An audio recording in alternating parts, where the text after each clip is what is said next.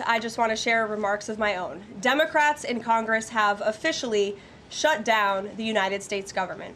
House Republicans passed a nonpartisan, clean piece of legislation to extend current government funding until November 21st. But nearly every single Democrat senator voted against this bill. To be clear, this was the exact same bill that Democrats approved 6 short months ago in March, just adjusted for inflation.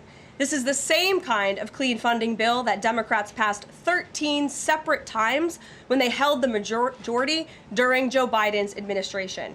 So the American people woke up this morning and asked the obvious question: why is the government shut down right now? The answer is pure partisan politics being played by the Democrat Party.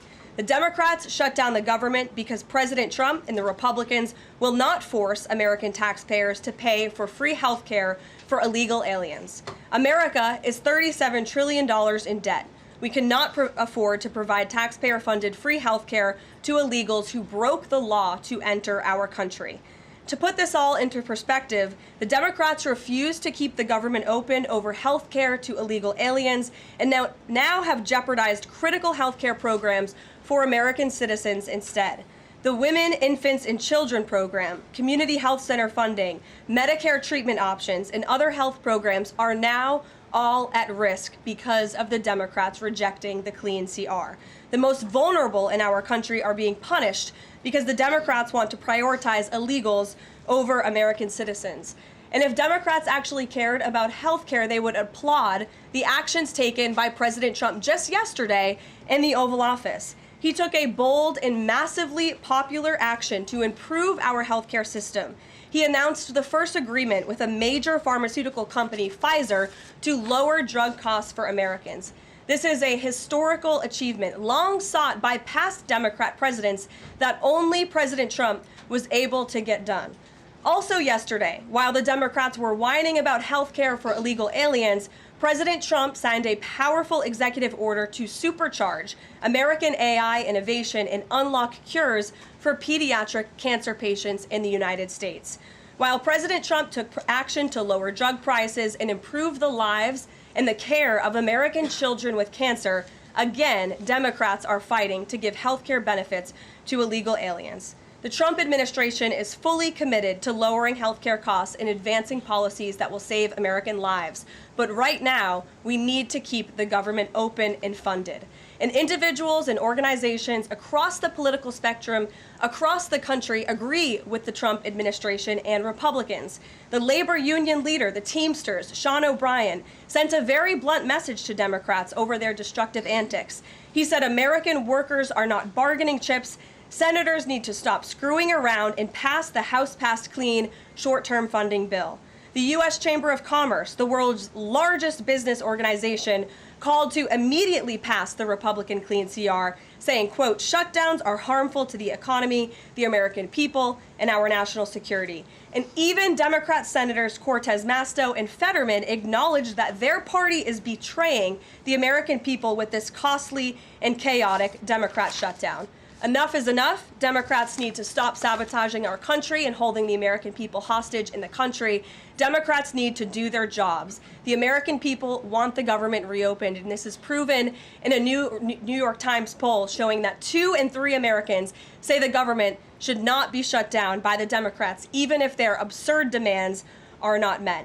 The president and Republicans are working very hard to reopen the federal government. The vice president here has been crucial in this effort. We encourage all Americans across the country, call your Democrat senators and encourage them to reopen the government. That's what President Trump and the vice president want to do. And with that, I will turn it over to our great Vice President JD Vance. Great.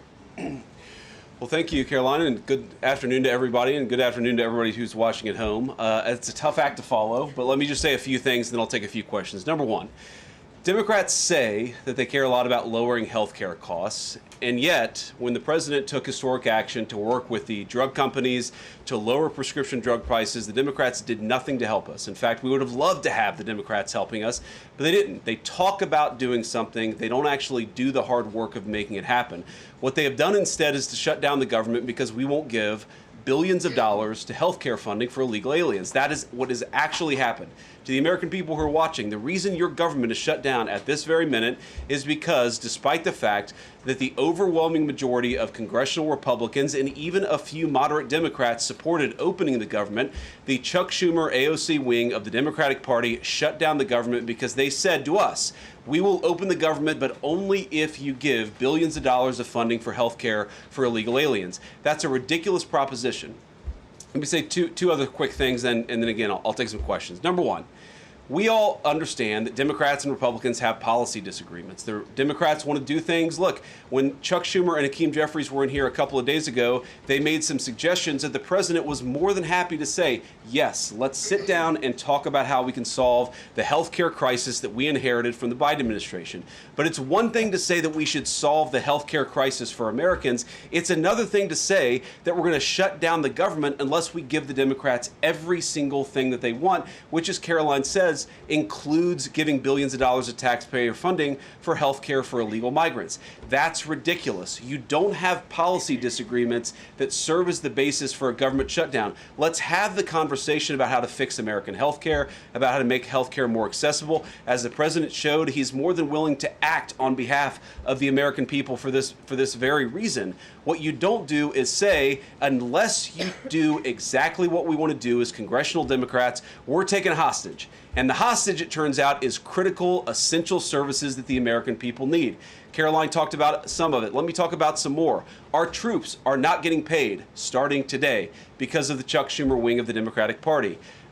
We have people who require food assistance, low-income Americans who require food assistance, who will not get it unless we reopen the government, thanks to Chuck Schumer and his wing of the Democratic Party. We have flood insurance as we start hurricane season in the southeastern part of our country. That flood insurance is going to disappear because of Chuck Schumer and the far left of the Democratic Party. We need to reopen the government. Let's fix America's problems. Let's work together to solve them. But let's reopen the government before we have our negotiation about health care policy. That's what the American people demand, and that's certainly what the President of the United States wants. Let me make one final point. I think a lot of Americans are asking themselves, why did this happen? Why did the Democrats shut down the government despite, as Caroline said, voting on the exact same piece of legislation 6 months ago? And there are a lot of different spins that we can put on it, a lot of different answers that we could give, all of them true. One answer I already gave is that they want to give health care benefits to illegal aliens. That is true. They gave us legislative text that would have undone us cutting off health care benefits for illegal aliens. That's one of the things that they asked for. But the reality here, and let's be honest about the politics, is that Chuck Schumer is terrified she's going to get a primary challenge from Alexandria Ocasio-Cortez. The reason why the American people's government is shut down is because Chuck Schumer is listening to the far left radicals in his own party because he's terrified of a primary challenge. So I'd invite Chuck Schumer to join the moderate Democrats and 52 Senate Republicans, do the right thing, open up the people's government, and then let's fix health care policy for the American people. Questions? Mr. Vice President. That's a lot. Matt Boyle. Okay. Mr. Vice President, there's two key Democrat lies I would like to get your take on and see if you can address. The first is that you're seeing a number of top Democrat leaders, from Kamala Harris and Chuck Schumer to Hakeem Jeffries, claim that it is a Republican shutdown caused by Trump. The second is that they're out there now claiming that they don't want to give health care to illegal aliens. Can you address both of those lies from the Democrat Party? Yeah, so on the point that it's a Republican shutdown, look, it's obviously a Democratic shutdown. Just look at the vote totals in the House, look at the vote totals in the Senate, and look at the President of the United States' own action and conduct throughout this crisis. Nearly every single House Republican voted to open the government, Matt. Nearly every single Senate Republican voted to open the government last night, and even to their credit, a few moderate Democrats voted to open the government. That's not a Republican shutdown when nearly every single Senate Democrat votes to shut it down and every Republican voted to open it up. It's just obviously not true. Now, you can disagree about a number of things, but you can't disagree about the obvious fact that Republicans voted to open the government. The president stands ready to signed that opening of the government. We just need a few more Democrats to join us in that effort to open the government. Your final question about illegal alien benefits. Look, the text is very clear, and I even saw, I think it was George Stephanopoulos in an interview with Mike Johnson, did a fact check that was totally rooted in baseless claims. It was basically Democrat propaganda. If you look at the legislative text that they gave us, they tried to turn on two separate provisions that would give health care benefits to illegal aliens. Number one, if you're an American citizen, you've been to a hospital in the last few years, you probably noticed that wait times are especially large, and very often somebody who's there in the emergency room waiting is an illegal alien, very often a person who can't even speak English. Why do those people get health care benefits at hospitals paid for by American citizens? The answer is a decision made by the Biden administration that the Trump administration, working with congressional Republicans, undid. We turned off that money spigot to health care funding for illegal aliens. The Democrats, in their legislative text, want to turn it back on. That's one thing. The second thing, Matt, is we all know that there are various ways in which the Biden administration waived away illegal immigration status. They gave parolees, they gave asylum claims to people who weren't really claiming asylum. And when they waved the magic wand of amnesty, giving millions of people legal status, even though they were in the country illegally, they also gave those people access to health care benefits. So what the Democrats are engaging in is a sleight of hand. They're saying, no, no, no. Those weren't illegal aliens who were getting health care benefits, even though everybody, knows they were in the country illegally. It's a lie told by the Democrats that they're not trying to give health care benefits to illegal aliens. It's a lie that is obviously untrue if you just look at the text that they gave us, and all you have to do is understand that this is about who benefits. We think the American people's government ought to benefit American citizens. The Democrats are willing to shut it down to benefit illegal aliens. The contrast couldn't be more clear. Peter. Thank you, Vice President Vance. The big holdup is, of course, that you guys say illegal immigrants are getting taxpayer-funded health care. Democrats say you're lying. That makes it feel like it could be a really long shutdown. Is this going to be a long shutdown? You know, I don't know. I can't predict what congressional Democrats are going to do, Peter, but I actually don't think it's going to be that long of a shutdown. This is a pure guess from the Vice President of the United States because I think you already saw some evidence that moderate Democrats are cracking a little bit. They understand the fundamental illogic of this. Look, for years, every single one of us, we can remember Barack Obama on the White House lawn. We can remember Chuck Schumer. We can remember, Nancy Pelosi for years. In Chuck Schumer's case, for literally decades, we've heard them say, you don't shut the government down over a policy disagreement. Okay, Republicans think this thing about health care, that thing about health care. Democrats think this thing about immigration, Republicans disagree. Whatever those disagreements are, you don't shut down the government over it. For the first time since the Democrats have been in politics, they're now saying that unless we get every policy item that we demand, we're going to shut down the people's government. They're trying to take a hostage, and we're not going to let them. And the administration announced today that $18 billion bound for New York transportation projects is going to be frozen so it can't go to DEI programs there. But the timing of this, does announcing that today mean that you guys are going to squeeze Chuck Schumer's home state until he blinks? Look, I haven't talked to Russ about this morning, but look, I'm sure that Russ is heartbroken about the fact that he is unable to give certain things to certain constituencies. We want to do everything that we can to help the American people, but when the Democrats shut down the government, we have to actually do a little triage to make sure the most critical and most essential services are provided. The government does a lot of things. Of course, Republicans think that the federal government probably does too much, but there are a lot of critical things the federal government does that absolutely all of us would agree need to do. Our troops need to get paid. Our air traffic controllers need to make sure that people are flying safely and on time.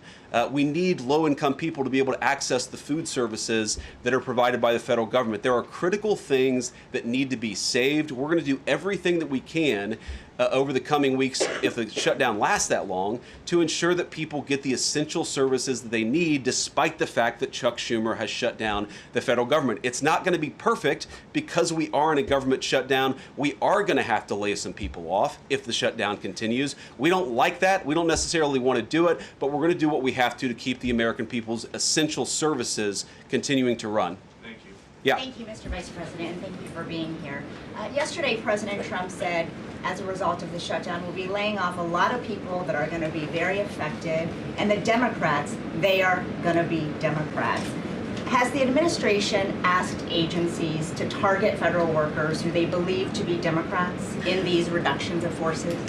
We're not targeting federal agencies based on politics. We're targeting the people's government so that as much as possible of the essential services can continue to function. That is the question the president has asked the entire government, is fundamentally, okay, we're in a shutdown. That causes some problems. The troops aren't getting paid. There's nothing that we can do about that while the government is shut down. But there are essential services that we want to make sure as much as possible they still continue to function. That is the principle that's driving us forward during this shutdown. It's going to continue to be the principle that drives us forward. But let's be honest. If this thing drags on for another few days or, God forbid, another few weeks, we are going to have to lay people off. We're going to have to save money in some places so the essential services don't get turned off in other places. That is the reality of the government shutdown that Chuck Schumer and the Democrats have foisted upon the administration. So what did he mean by they're going to be Democrats? He said they're going to be Democrats. You've laid out a lot of the pain and problems that would come with a Democratic shutdown, and yet in the Oval Office yesterday, the president said that a lot of good could come from a shutdown. So square that circle. Which is it, a Democratic-caused crisis or a Republican opportunity for reform? Well, I think all the president is saying, Phil, is that he wants to make sure the American people's government functions as well as it can, despite the fact that we're in a shutdown. We're going to have to make things work. And that means that we're going to have to triage some certain things. That means certain people are going to have to get laid off. And we're going to try to make sure that the American people suffer as little as possible from this shutdown. That's what the president is saying, is that, yes, this is a bad thing. Obviously, the president is trying to reopen the government, but we're going to make things work as well as we possibly can, given the constraints that we have. And then on those policy differences for the discussion and the negotiations to come later, during the Biden administration, Democrats twice voted to expand these Affordable Care Act tax credits. But those were supposed to be temporary, and they were slated to expire at the end of the year. As you sort of crack the door open to negotiation at a later date, would the party that ran on defunding Obamacare really negotiate about potentially expanding Obamacare? Well, Phil, what we've said to the Democrats is that we're willing to have a conversation about how to ensure that Americans continue to have access to health care, and frankly, they should have access to better health care at a lower cost. We inherited a mess of a health care system from the Biden administration. It's why the president has worked so hard on the most favored nation status for prescription drugs. It's why we care so much about lowering the cost of prescriptions and why we're doing everything else. We're willing to have that conversation, but I think it's important to bracket the health care policy conversation because it's separate from the government shutdown. We think that we can open the government and then have the conversation about what best healthcare policy to fit the needs of the American people. That's all we're trying to do. That's all we're trying to accomplish. We've got to reopen the government first. Now, Caroline, I don't know how you do this, how you actually choose people, because I don't know 90% of the names in here. Is it just who's the best dressed? Okay, I really like your shirt. Go ahead. Thank you, Mr. Vice President. You are President of the Senate. Can you talk about what you're doing, what the administration is doing to try to get other Senate Democrats to vote to open the government? Yeah, we're talking to a number of our colleagues, Democratic and Republican, in the Senate. I talked to a number of them last night. The president, of course, is talking to them as well. I think there really are two categories of demands that I've seen privately from congressional Democrats. I think on the one hand, those who are negotiating in good faith are saying, look, we just want to make sure that we're able to have a conversation with the administration about some of the critical needs that we see that need to get fixed over the next few months. We recognize it's kind of absurd, and a lot of them will admit in private that it's kind of absurd to shut down the people's government over these disagreements, but just agree to negotiate with us in good faith on these issues, and of course we're having that conversation with them. Then there's another category, people who say, give us everything we want or we're going to keep the government shut down. We just write those people off because they're not negotiating in good faith. And frankly, we don't need them. We've already got 3 more Democrats last night than I thought we would get. And I think it's because they recognize the illogic of the position of taking the entire American economy hostage because they don't get their policy priorities. So 3 moderate Democrats joined 52 Republicans last night. We need 5 more in order to reopen the government. And that's really where we're going to focus, is how to get those 5 additional Democrats. Thanks, Mr. Vice President. First 2 questions. Are there plans to meet Democratic leaders again in the coming days, or are you planning on plucking off senators one by one? So that's the whole question? No, I got a second question. Okay, go ahead and ask the second question. So the president's been posting some images of Leader Jeffries and Senator Schumer I saw. recently. You've said that you're interested in good faith negotiations with these leaders, but what message does that send? Is it helpful to post pictures of Leader Jeffries in a sombrero if you're trying to have good faith talks with him? Oh, I think it's funny. The president's joking, and we're having a good time. You can negotiate in good faith while also poking a little bit of fun at some of the absurdities of the Democrats' positions, and even, poking some fun at the absurdity of the Democrats themselves. I mean, I'll tell Hakeem Jeffries right now, I make this solemn promise to you that if you help us reopen the government, the sombrero memes will stop. And I've talked to the President of the United States about that. Now, to your first question, are we negotiating one-on-one? Are we negotiating in groups? Look, I will go to the U.S. Capitol right now and meet with Chuck Schumer or any Senate Democrat if it helps us reopen the government. Most of the conversations, in my experience at least, have been one-off. We're also, of course, relying on some of our Senate Republican colleagues who have good relationships across the aisle. We're going to do whatever we have to do is the answer. And I think it's tough to predict what shape this negotiation is going to take over the next few months. But I feel good about the fact that Democrats already realize privately the fundamental irrationality of their position. I hope that they're going to publicly acknowledge it and reopen the government. Right in the back, yeah. Thank you, Mr. Vice President. You responded to a post on X of Chuck Schumer on the House floor back in 1996, railing against illegal immigrants receiving taxpayer-funded benefits. You said Chuck Schumer once recognized that it was disastrous to give illegal aliens rewards for breaking the law. Now he wants to shut down the government unless we reward illegal aliens for breaking the law.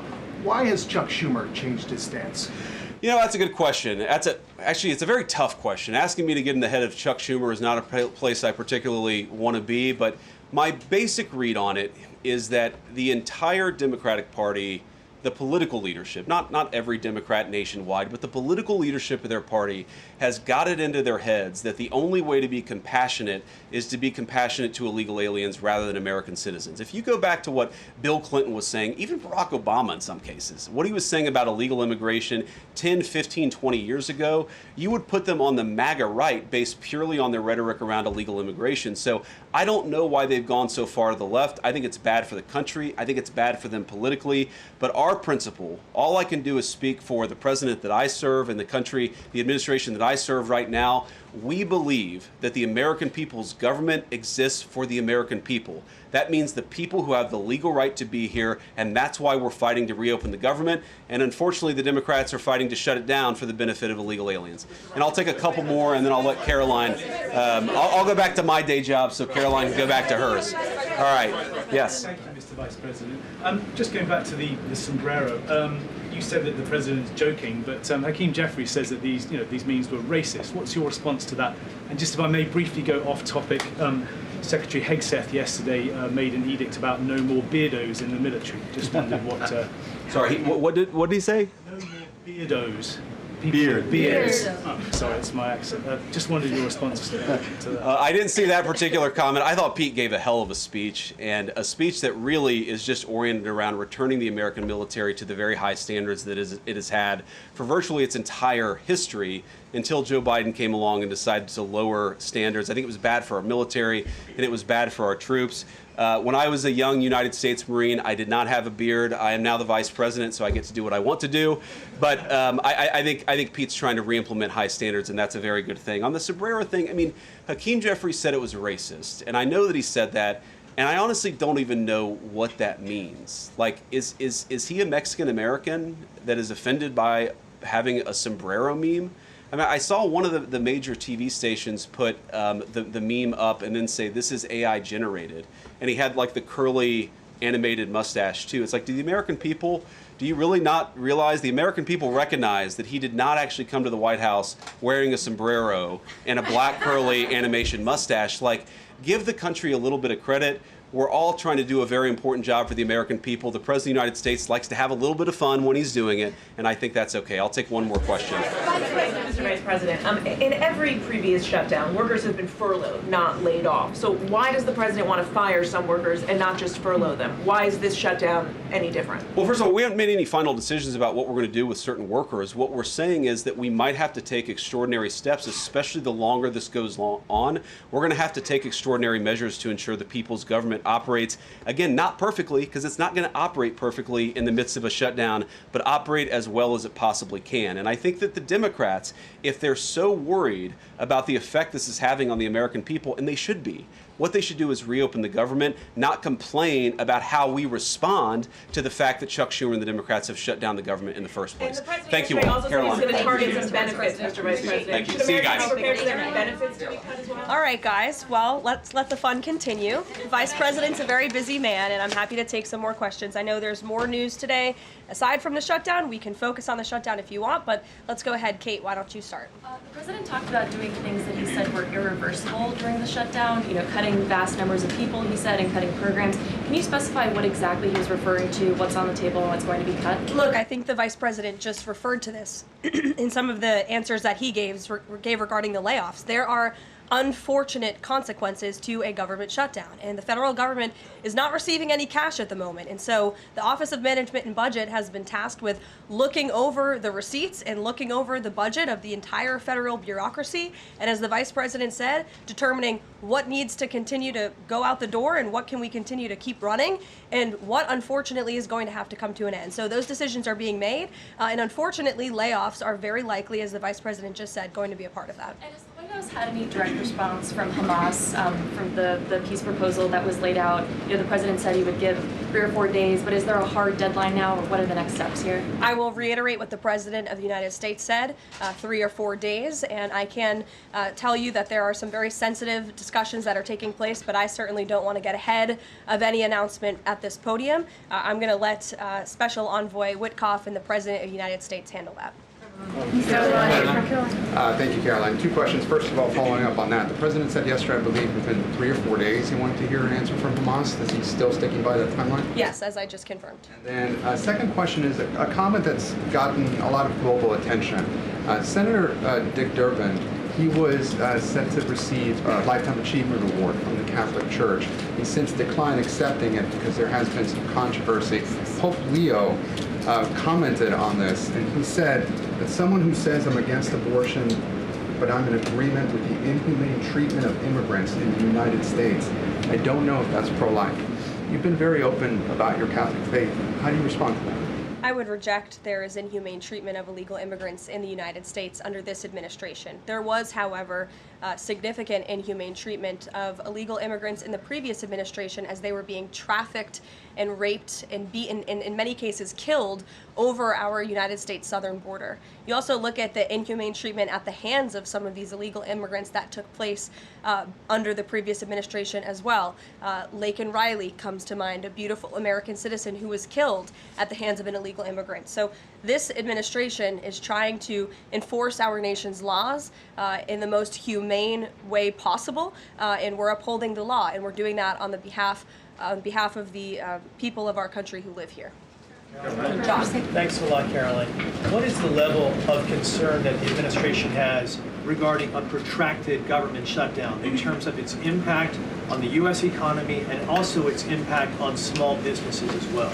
Well, look, this government shutdown is no doubt going to impact everyday Americans, and it is the fault of the Democrats that we are in this position.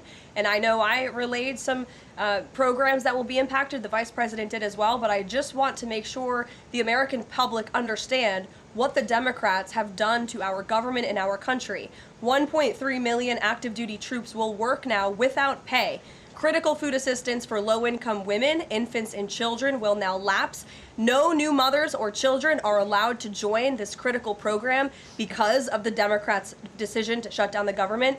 Telehealth services for seniors and in-home treatment options for Medicare patients will now come to an end. Nearly 50,000 members of the United States Coast Guard are going to have to work unpaid. Over 13,000 air traffic controllers will work without pay, as well as TSA agents, which will very likely create flight disruptions. And pay will now stop for over 150,000 federal law enforcement officers. These are not just numbers and statistics. These are real Americans who have families at home.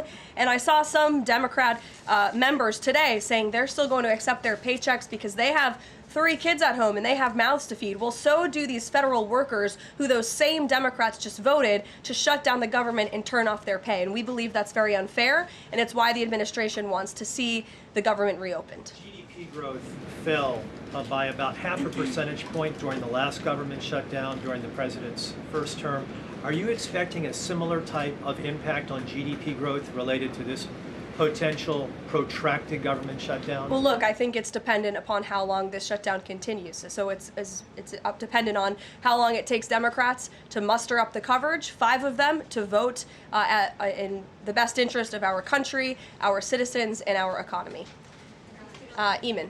Thank you, Caroline. Yesterday, your administration took a 5% stake in Lithium Americas and a stake in the mine that they're working on, and you've taken stakes in other companies and revenue streams from other companies. Can you articulate the broader principle here? When does the administration see it as appropriate to demand equity stakes or revenue streams from American companies? And what other companies are you going to be demanding those from? Well, look, this is a creative solution by the President of the United States to tackle our nation's crippling debt crisis. As I said earlier, we are $37 trillion, trillion with a T, in debt. And not only is the president effectively utilizing tariffs to bring in massive amounts of revenue, and there's billions of dollars coming in every month. I know you know that, even because you cover it on CNBC quite well. So the president is focused on how can the United States government make more money? How can we make our country wealthy and rich again? And cutting some of these unique creative deals with companies around the world and here at home is just one way the president is seeking to do that. And I know the Department of Energy just announced this new deal. It's another great deal for the American people and our government. And on Lisa Cook, Sure, go ahead. Lisa Cook, Yeah. the Supreme Court said today that she's going to be allowed to stay at the Federal Reserve Board until oral arguments in January. Does the president have any personal reaction to that? This has been something he's been very intent on. Look, we have respect for the Supreme Court, but they're going to hear the actual case and make a determination on the legal argument in January. And we look forward to that because we maintain that she was fired well within the president's legal authority to do so. She was removed from the board, and we look forward to that case being fully played out at the Supreme Court. Reagan. Caroline, I have one for you on E.J. Antoni and one on the shutdown. Sure. CNN reported that Collins and Murkowski declined to meet with E.J. Antoni, raising concerns that his nomination was in trouble. I'm wondering what message Collins and Murkowski are sending to the White House by not meeting with one of the president's nominees. Well, look, E.J. Antoni remains a great ally of the president and our team. It became clear, unfortunately, that he was not going to have the votes, and so we will be announcing a replacement nominee very soon. And on the shutdown, I'm just wondering how soon you could see cuts to the federal workplace, and if there's a specific agency that will experience the most cuts or be focused. Unfortunately, because the Democrats shut down the government, the president has directed his cabinet, and the Office of Management and Budget is working with agencies across the board to identify where cuts can be made, and we believe that layoffs are imminent. They are, unfortunately, a consequence of this government shutdown. Ed. So you talk about the layoffs being imminent. Is there a percentage then of reduction that the White House is looking for of workforce? I don't have a specific percentage for you. What about China, if I could? So China has not made one soybean purchase this year for the United States. I talked to a farmer yesterday who has about 1,000 acres in Iowa and says this is just killing her. Now, the president has been talking to President Xi. Could China not buying agriculture affect a possible meeting with the president? Would he not meet with Xi because China has refused to buy soybeans from the U.S.? Look, I don't want to speak for the president and make a determination on that from this podium, but what I can tell you is that supporting America's farmers and doing what's best for them is at the top of the president's priority list, and it's at the top of the list for this administration right now. There have been several very high-level meetings on this very topic. We want to help our farmers, and we're exploring the best ways to do that, and I would anticipate there will be more to come on that very soon. Send a message to the Chinese president. Look, I just shared that message. The president wants what's best for America's farmers. Sean. Hi, Carolyn. Hi. 2 things to ask you about. Sure. First thing, I want to ask about this video that the president posted the other day. It was an AI deepfake of himself talking about something called med beds. What was he trying to communicate to the public there, and why did he delete it?